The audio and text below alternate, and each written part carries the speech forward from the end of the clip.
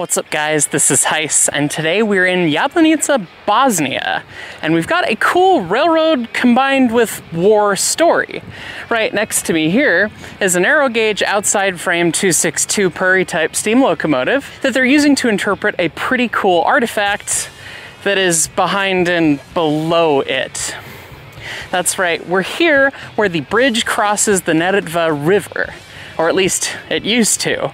This bridge has been destroyed a number of times throughout history for a number of different reasons. So let's get into a couple details here. In 1943, the former Yugoslavian partisans were getting surrounded here at Jablanica from Axis powers, including the Germans, the Italians, all manner of those sorts of things. And they were getting cornered, and they had over 4,000 wounded and sick people here that they were protecting at the hospitals, and they needed to find a way to get them out.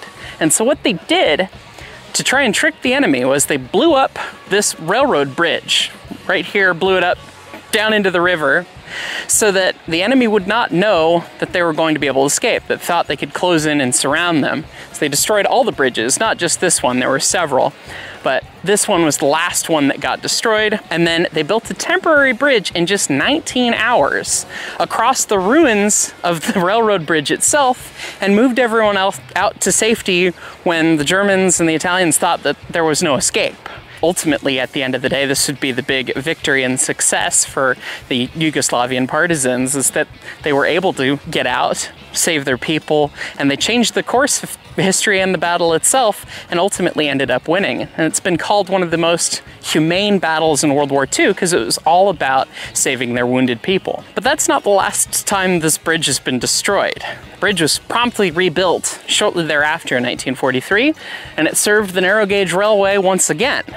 And it served for the narrow gauge railway for a number of years until the electrified railroad, which we can see up on the hill above, came into service.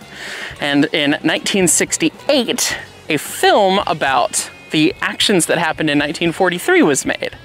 And for the film, the Battle of the Neretva, they destroyed the bridge again because the electric railroad was here, so they didn't actually need the narrow gauge bridge anymore. So they destroyed the bridge once again for the sake of recreating it in a film. It was one of the best pieces of Yugoslavian cinema in 1968. But again, that's not the last time, because a flood would come and take out part of the destroyed bridge.